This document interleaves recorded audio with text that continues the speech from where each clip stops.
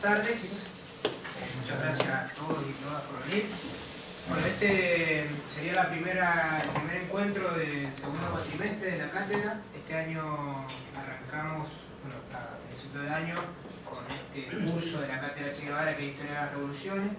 Y bueno, vimos la Revolución Rusa, la Revolución Vietnamita y Mexicana, que para los que se la perdieron está en internet, como esta que la estamos filmando, así que después estamos en contacto. Y bueno, la cátedra Che Guevara, para los que no lo conocen, arrancó en el año 2004, en realidad en La Plata, y del grupo de asistentes de la cátedra y de ese núcleo fundacional surgió la organización de la que somos parte, que es la Juventud Guevarista. Y bueno, hoy está la cátedra funcionando en Rosario, La Plata y Capital Federal. Y bueno, pensada como un espacio de formación, digamos, un espacio de formación política para la acción. Somos militantes y como de la corriente política que venimos le damos mucha importancia a la formación teórica también, porque sabemos que para actuar hay que pensar con cabeza propia, porque si no uno piensa con la cabeza de la clase dominante, y hay que estudiar y hay que formarse, porque bueno, nosotros por lo menos queremos otro mundo, queremos otro país y otro mundo para nosotros y para nuestros hijos, y sabemos que eso no se hace fácilmente, y que también, además de la acción, que le damos mucha importancia, le damos mucha importancia a la formación y al pensamiento. Y bueno, esta cátedra se llama Che Guevara porque justamente pensamos que el Che es el pensador más lúcido y combina esas dos cuestiones, ¿no? Del tipo entregado que dio todo por la revolución, y además un tipo muy lúcido y que pensó bastante lejos y es poco reconocido como pensador. Y bueno, nosotros reivindicamos al Che, somos la Juventud Guevarista, y la reivindicamos como un tipo, como un militante comprometido y también como un intelectual. Que de hecho, los grandes marxistas todos pensaron en acción. Che, Lenin, el propio Marx, digamos, siempre su pensamiento estuvo vinculado con la acción, y en ese sentido apostamos a que nuestro pensamiento también lo sea. Y bueno, y también para que sea un espacio de discusión y de circulación de ideas, este segundo cuatrimestre va a estar todo dedicado a América Latina, y arranca justamente con esta cátedra del marxismo en América Latina, digamos, de sus orígenes hasta hoy. Y después vamos a ver la cátedra hasta ayer. La cátedra funciona desde el cuatrimestre pasado con exposiciones y también con el formato taller. Digamos, la semana que viene nos juntaríamos con el material que difundimos para discutir, para conversar, y cada 15 días funcionaría así, un taller, un encuentro. Entonces bueno, tenemos ahora muestra el marxismo en América Latina. La semana que viene vamos a dar la revolución, a los 15 días vamos a dar la revolución boliviana, después Cuba, bueno, y ahí está el cronograma, pero bueno, después vamos a dar la revolución cubana, el Che, la estrategia en América Latina, la vía chilena al socialismo, el Partido Revolucionario de los Trabajadores en Argentina, y el último encuentro va a ser sobre Colombia, que van a venir los compañeros de Marcha Patriótica, que es una organización colombiana, un poco a darnos una perspectiva de los 50 años de lucha armada y lucha revolucionaria en Colombia. Bueno, hoy esta intro, la cátedra hoy la va a dar Mario Bortolotto, que es miembro de la dirección política de nuestra organización y uno de los fundadores de la JG Rosario. Además está el secretario de formación de la CTA, así que, y bueno, y es un guevarista convencido, que es lo más importante, así que piensa y actúa como guevarista. Bueno, muchas gracias a todos por venir. Bueno, más que nada pensar estas clases son una cuestión muy introductoria, ¿no? Es como meterse en el tema, ¿no? Yo puse acá, para que sea un cientista social, yo soy ingeniero electrónico, me estoy moviendo en un terreno que no es propio, pero por ahí una cuestión para el cientista, el objeto de estudio. El objeto de estudio que queremos, digamos, como introducir en esta clase, como soy ingeniero, también me interesa otra vez, uso algunas herramientas de la ingeniería, ¿no? Que digo, lo planteo en dos ejes, tiene este objeto de estudio. Un objeto que tiene una dimensión geográfica, estamos estudiando América Latina, no estamos estudiando Rosario, América Latina, y una dimensión temporal, prácticamente 100 años de historia. O sea, esto podría ser una materia de curricular de un cuatrimestre, esto es siglo XX, América Latina, ¿no? Y después cuestiones que tienen que ver con la economía, la filosofía, un montón de cuestiones, ¿no? Historia de los movimientos sociales, en el caso del movimiento obrero, campesino. ¿Sabes? No es una cuestión que acá, hoy, ustedes van a salir manejando todas las discusiones, no, esto es decir, bueno, a ver, es situarse, reconocer y identificar cuáles son los debates en torno a lo que fue la historia del marxismo en América Latina. Y a partir de eso, ir a estudiar, ir a profundizar, ir a meterse en un tema, en un eje que nos permita profundizar, porque también lo que queremos también en la formación teórica no es una visión individualista, es una visión de intelectual colectivo, ¿no? O sea, la organización intelectual colectivo.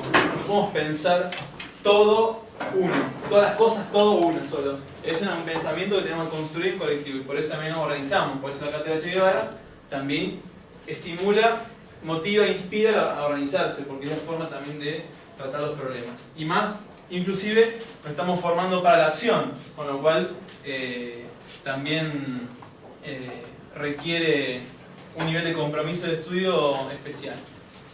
Esto también para justificarme, que es un tema difícil y que puedo hacer, simplificar demasiadas cuestiones, ¿no? Si se me va una simplificación de más, seguramente alguno que estudió específicamente el movimiento obrero del 50 al 60 me diga, no, te confundiste porque probablemente suceda, porque es simplificación, probablemente para presentar el tema. Bueno, cuando hablamos del marxismo en América Latina, pregunta fundamental, ¿no? ¿Qué es el marxismo? ¿Sí? Entonces, usé como fuente a Misael Peña, que se llama un texto que se llama Introducción al marxismo, que plantea sintéticamente el marxismo como una concepción general y total del hombre y del universo, que es en función de esa concepción del mundo, una crítica de la sociedad en la que nació el marxismo, es decir, la sociedad capitalista, y en función de esa crítica y como resultado de ella, es una política, es un programa de acción para la transformación revolucionaria de la sociedad, para la creación de un nuevo tipo de relación entre los hombres. Esto es, digamos, como decía, partimos del punto fundamental de saber qué es el marxismo.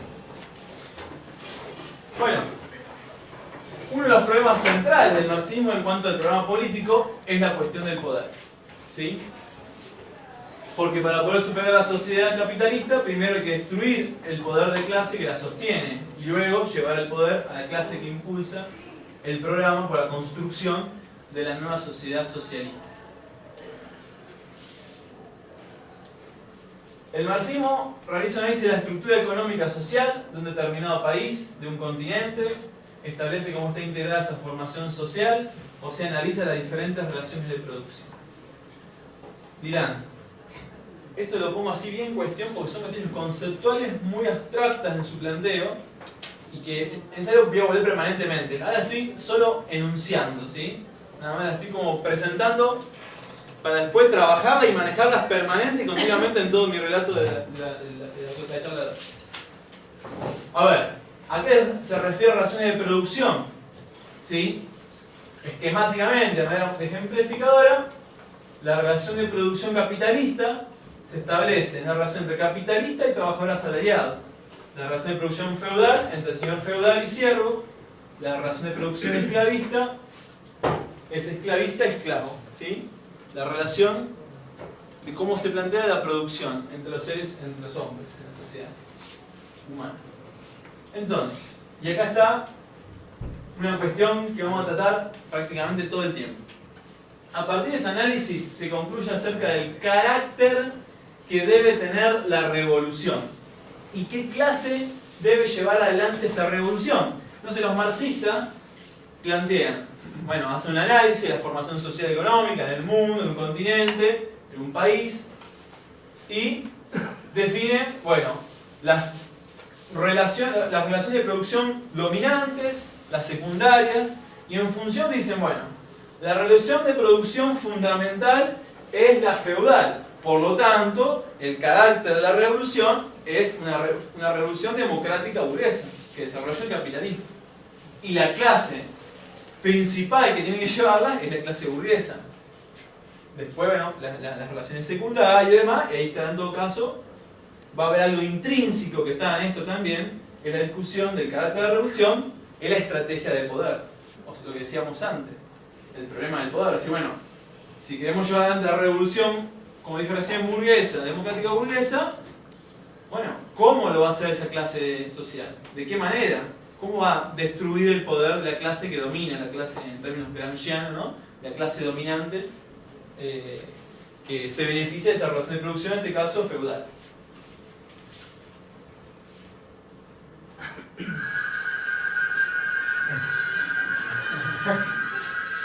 Vamos a bajar un poco el volumen. Y mientras ustedes se divierten viendo la imagen, bueno, no lo puedo bajar acá, no sé por qué. Ahí está. Voy a plantear fundamentalmente un hecho que de una manera, bueno, yo voy a utilizando como base bibliográfica un trabajo de Michael Lewis, un marxista brasilero que vive en Europa y que hace un estudio justamente, está muy bien planteado, y que como cátedra Che Guevara lo hemos tomado como una base, una estructura de partida para pensar la clase de marxismo en América Latina, que se llama El marxismo en América Latina, el trabajo de Lewis. Y que justamente en el sentido de plantear e identificar, bueno, el punto de partida de que de una manera el marxismo empieza a tener un rol en la lucha en América Latina, el punto fundamental con el cual hay un antes y un después es la Revolución Rusa, ¿sí? Que se da en 1917, ¿no? En octubre de 1917, en nuestro calendario, ¿no? Y para ello, de una manera, Lewis plantea identificar cuáles son los precedentes al marxismo en América Latina, o de las principales organizaciones revolucionarias en América Latina se orientaron y se plantearon una política de transformación revolucionaria a través del marxismo. Bueno, entonces pone como punto de partida la Revolución Rusa, pero analiza cuál es el precedente también que existe antes de la Revolución Rusa. No le está hablando del libro de Lewis, ¿no? Sí. Trato de plantear, decir, bueno, es un punto de partida central. Pero también vamos a repasar un poco los precedentes que tienen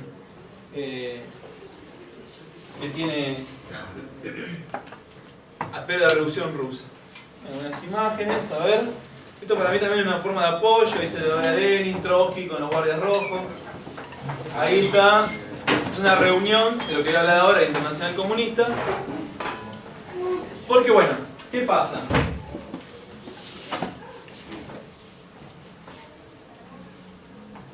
Tiene mucho que ver, justamente, el desarrollo del marxismo en América Latina, lo que sucedió a partir de los sucesos, obviamente, de la revolución obrera campesina socialista de Rusia. A partir de 1919, el partido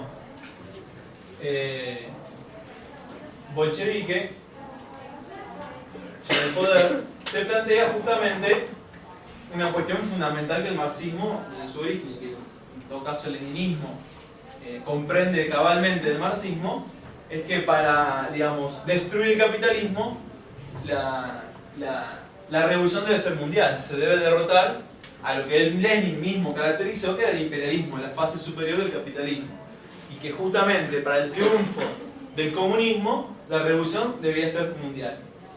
Entonces, para ello, una de las cuestiones que tiene mucho que ver es la Tercera Internacional, que funda el Partido Comunista de la Unión de República Socialista de la República Soviética, y que tiene que ver con la internacional. Y que a partir de lo que esa internacional va definiendo y planteando, orienta y muchos se encolumnan justamente en la visión que la Revolución Rusa emana como estrategia y como planteo para la Revolución Mundial y para cada parte del mundo. Hay cuestiones que vamos a volver, que las resoluciones de la Tercera Internacional, cuando hablábamos del carácter de la Revolución en América Latina, planteaba que la Revolución en América será simultáneamente agraria, antiimperialista y anticapitalista. Obviamente, a partir de un análisis de la formación socioeconómica de América Latina. Esto lo dejamos ahí, lo estoy planteando solamente para presentarlo. Toda esta parte es como presentación casi. Entonces, justamente planteaba que la unidad entre el proletariado y el campesinado, ¿sí?, se da en el marco de una estrategia de revolución ininterrumpida, en el cual al que vino en la clase de la Revolución Rusa lo trabajamos, en el cual la dictadura del proletariado era la que llevaría esa revolución permanente e interrumpida, cumpliendo todas las tareas históricas para llevar el socialismo, aunque el capitalismo no se ha desarrollado totalmente en esa formación social, en esa sociedad, ¿sí? Y que justamente, explícitamente, la Internacional niega, ¿sí?, que la etapa histórica del capitalismo independiente, nacional y democrático, se debía transitar, o sea, que la clase burguesa tenía un rol fundamental en la revolución. No. ¿Por qué? Porque entendía que las burguesías locales estaban, digamos, totalmente ligadas y eran cómplices del imperialismo.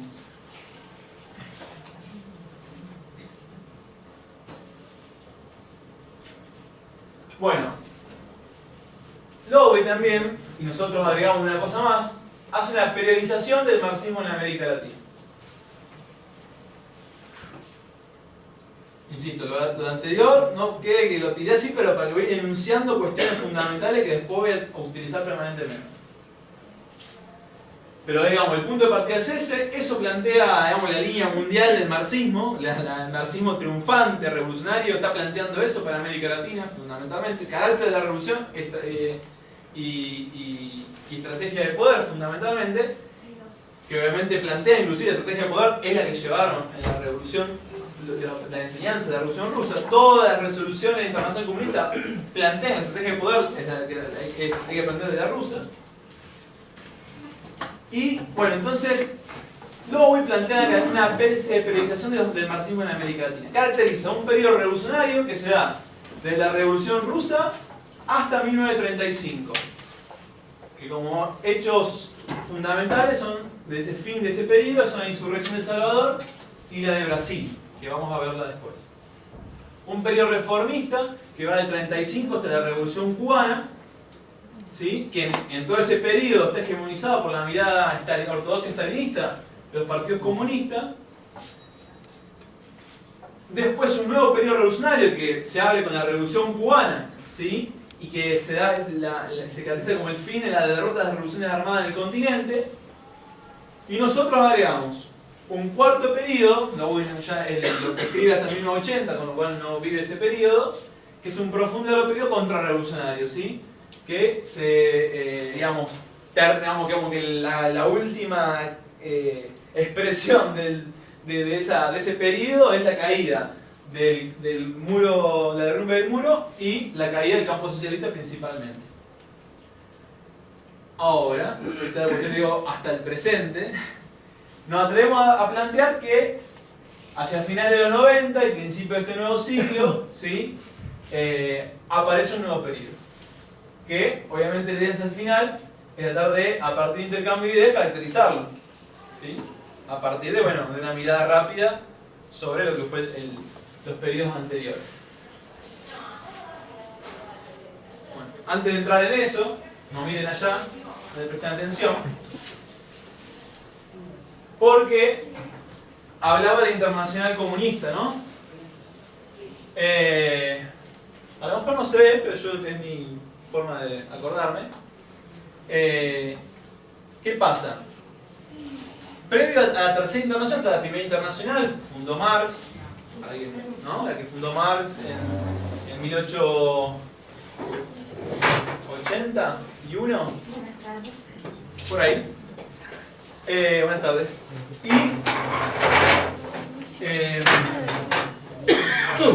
¿Y qué pasa? La Segunda Internacional, que se funda en 1998, si no me equivoco. 1800. 1898.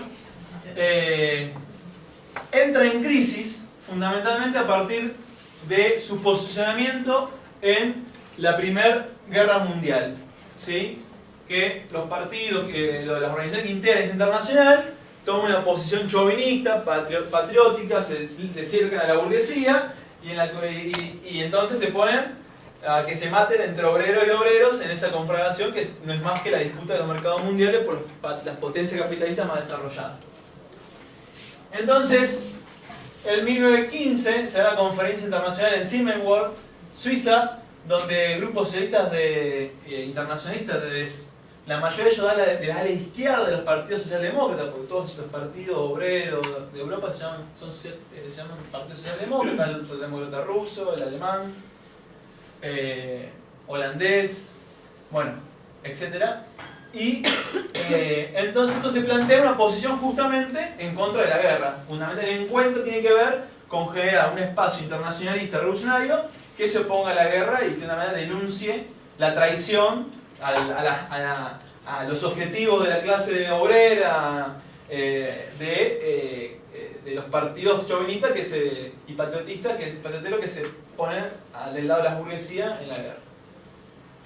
Esta conferencia es muy importante porque después muchos de esos sectores que están en esa conferencia van a constituir en 1919, que es la Tercera Internacional Socialista, que se le denomina Internacional Comunista, rescatando aquello de la Liga de los Comunistas de Marx y el Manifiesto Comunista como la idea que mejor expresaba la idea marxista. Bueno, entonces, así como periodizamos el marxismo en América Latina, también la Internacional hoy plantea una periodización de la Internacional. Porque como bien al principio, es muy importante que dice la Internacional Comunista en todo el primer periodo. ¿Sí? Primer periodo y segundo que caractericé de América Latina, el marxismo de América Latina, ¿no? Bueno, que son los primeros 4 congresos, que está vivo Lenin, que Trotsky tiene un papel muy destacado también, y que tiene una visión de política ofensiva, o sea, triunfó la revolución obrera y campesina, ahora vamos hacia adelante, ¿no? Es el momento de la ofensiva. Y porque ve también que hay condiciones muy importantes en Europa, y principalmente en Alemania, ¿sí? Donde depositan muchos,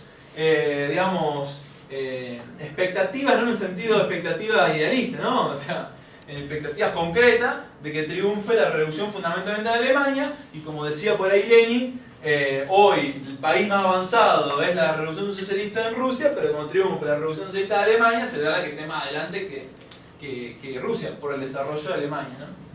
Tenía una clase obrera importantísima, con un partido comunista, un partido socialdemócrata ruso que después se llama Partido Comunista, muy grande, de millones de obreros, y también otras organizaciones como el Partido Socialista, también socialdemócrata socialista, que también un partido de masa y muy grande. Con lo cual, el peso de las organizaciones socialistas era importante en Alemania y por eso esa expectativa.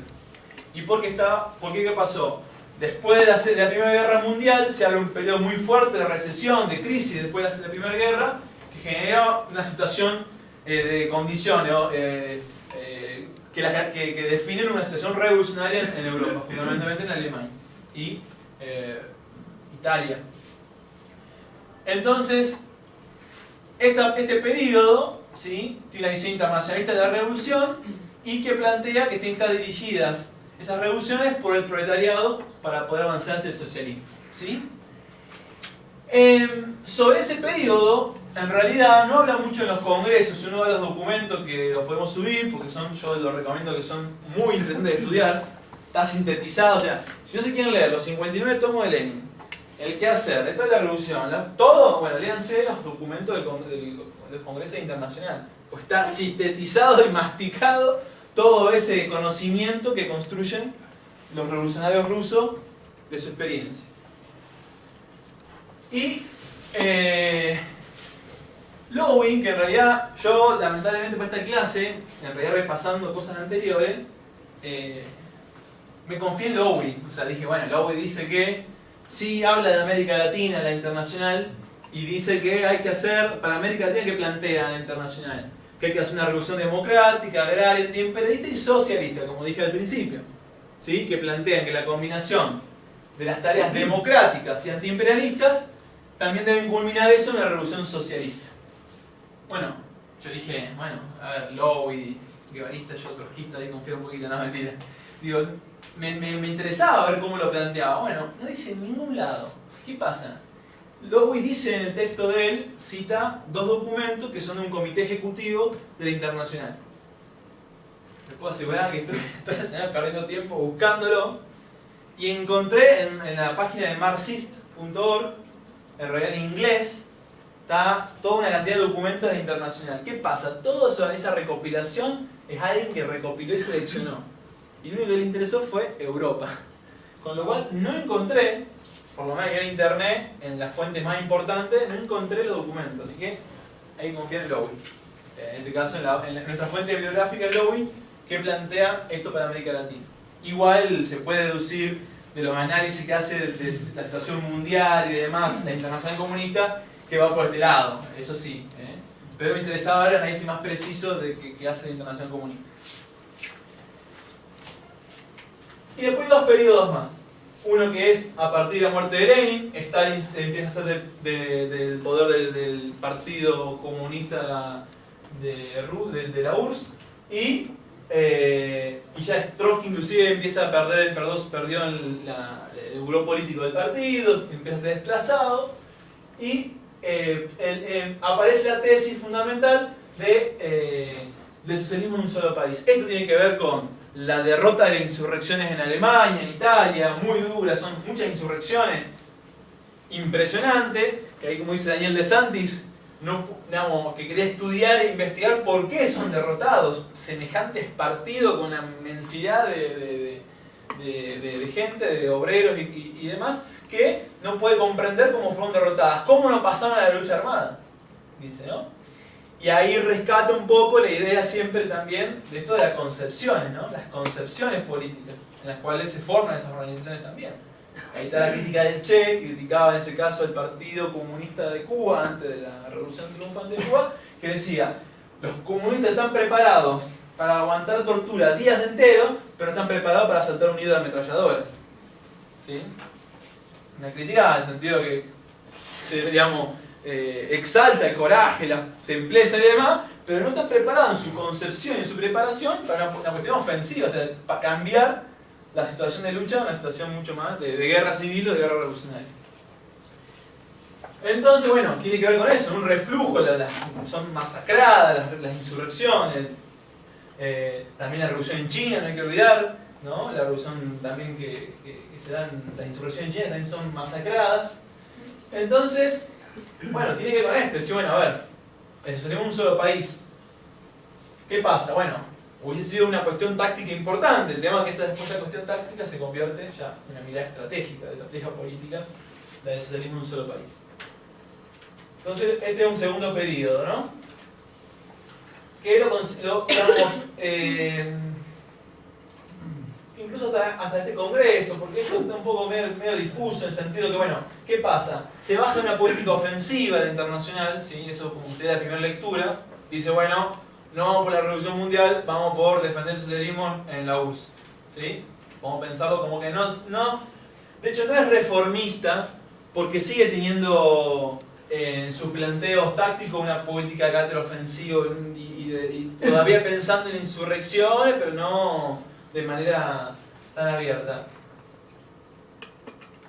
Que incluso, ¿qué pasa? Acá en el tercer periodo del Congreso de 1928 hay un viaje táctico de guerra clase contra clase, que tiene que ver, es una política que se caracteriza como sectaria, donde por ejemplo, pongo siempre Alemania como ejemplo, más fácil y más claro, es que se caracteriza el Partido Socialista como social fascista, o sea que son cómplices de la burguesía, en este caso, inclusive que apoyan sus fuerzas políticas fascistas. Entonces, plantean que es con todas las clases, el proletariado obrero contra la pequeña burguesía, contra la burguesía mediana, todo. Y en ese caso también los obreros socialistas. Y está el séptimo congreso en 1935, que se da un nuevo viaje táctico, que es el del Frente Popular, que plantea el bloque de las 4 clases. ¿Sí? Proletariado, campesino, pequeña burguesía y burguesía nacional, progresista, antifascista. Este lo utiliza Lowey como el periodo reformista.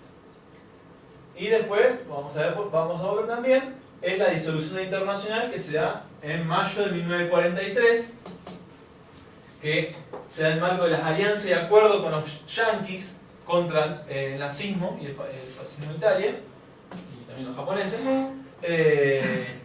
que supuestamente hay una madurez en los partidos comunistas, que ya no es necesario que nos estemos diciendo qué hay que hacer.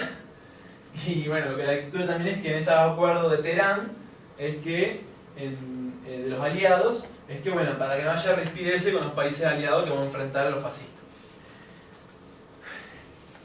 Me interesó también este punto, un comentario, porque bueno, decimos Stalin, este guacho de Stalin, qué puta de Stalin, no lo que queramos, pero digo, a ver, Mao, la revolución china está.